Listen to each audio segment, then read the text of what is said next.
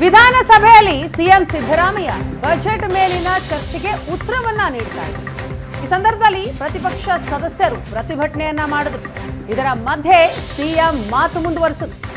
ಪಾಕ್ ಜಿಂದಾಬಾದ್ ಎನ್ನುವವರನ್ನ ಬಿಡುವ ಪ್ರಶ್ನೆ ಇಲ್ಲ. ಎಫ್ಎಸ್ಎಲ್ ವರದಿ ಆಧರಿಸಿ ಕಠಿಣ ಕ್ರಮ ತೆಗೆದುಕೊಳ್ಳಲಾಗುತ್ತೆ ಅಂತ ಸಿಎಂ ಸಿದ್ದರಾಮಯ್ಯ ಹೇಳಿದ್ರು.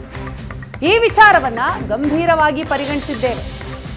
ಸುಮೋಟೋ ಕೇಸ್ ದಾಖಲಿಸಿ ತನಿಖೆ ನಡೆಸಿದ್ದೇನೆ. ಸಿಎಂ ಮಾತಿದೆ. ಪಕ್ಷದ ಸದಸ್ಯರಲ್ಲಿ ಮನವಿ ಮಾಡುತ್ತೇನೆ, ದಯಮಾಡಿ ನಿಮ್ಮ ಸ್ಥಾನಗಳು ಕೂತ್ಕೊಳ್ಳಿ. ಸರ್ಕಾರ ಈಗಾಗಲೇ ಉತ್ತರ ಕೊಟ್ಟಿದೆ. ನಾವು ಈ ವಿಚಾರದಲ್ಲಿ ಬಹಳ ಗಂಭೀರವಾಗಿ ಪರಿಗಣಿಸಿದ್ದೇವೆ. ದೇಶಭಕ್ತಿ ಬಗ್ಗೆ ನಿಮ್ಗಿಂತ ಏನು ಕಡಿಮೆ ಇಲ್ಲ. ಅದೇ 48 ಗಂಟೆ ಆದ್ರೂ ಏನು ಕಡಿಮೆ ಇಲ್ಲ. 48 ಗಂಟೆ ಆದ್ರೂ ಏನು ಮಾಡಿಲ್ಲ ಅಂದ್ರೆ ದೇಶಭಕ್ತಿ ನಿಮ್ದು ಗೊತ್ತಾಗ್ತದಲ್ಲ. ಕಾನೂನು ಪ್ರಕಾರವಾಗಿ 7 ಜನರನ್ನು ಕರೆದು ವಿಚಾರಣೆಯನ್ನು ಮಾಡಿದ್ದೀವಿ. ಅವರ ಹೇಳಿಕೆಗಳನ್ನು ಕೂಡ ದಾಖಲು ಮಾಡ್ಕೊಂಡಿದ್ದೀವಿ. Investigation is going on. Suo motu FIR register ಆಗಿದೆ. ಸುವೋಮೋಟೋ ನಾವು ಗಂಭೀರ ಆಗಿದ್ದೇವೆ ನೀವು ಹೇಳೋದೆಲ್ಲ ನಾವು ಕೇಳಿದ್ದೀವಿ. ಸುವೋಮೋಟೋ ಕೇಸ್ ರಿಜಿಸ್ಟರ್ ಮಾಡ್ಕೊಂಡಿದ್ದೀವಿ. ಗಂಭೀರತೆ ಇಲ್ಲದೆ ಹೋಗಿದ್ರೆ ದೇಶಭಕ್ತಿ ಬಗ್ಗೆ ಇವ್ರಿಗಿಂತ 100 ಪಾಲು ಜಾಸ್ತಿ ದೇಶಭಕ್ತಿ ಇದೆ ನಮಗೆ. 100 ಪಾಲು ಇವ್ರಿಗಿಂತ ನಮಗೆ ಜಾಸ್ತಿ ದೇಶಭಕ್ತಿ ಇದೆ. ಅದ್ರ ಬಗ್ಗೆ ಎರಡನೇ ಮಾತಿಲ್ಲ. ಯಾರೇ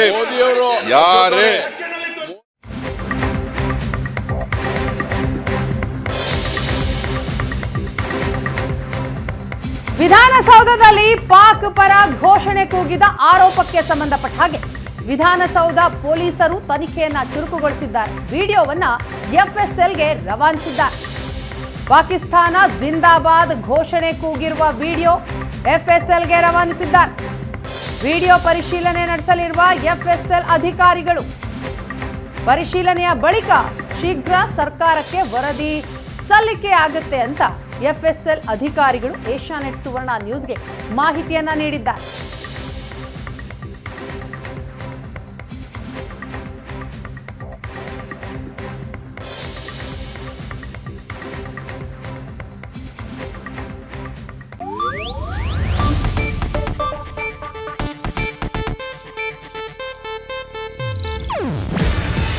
ಇದು ಏಷ್ಯಾನೆಟ್ ನ್ಯೂಸ್ ನೆಟ್ವರ್ಕ್ ಪ್ರಸ್ತುತಿ. ನೀವು ನೋಡ್ತಿದ್ದೀರಾ ಏಷ್ಯಾನೆಟ್ ಸುವರ್ಣ ನ್ಯೂಸ್.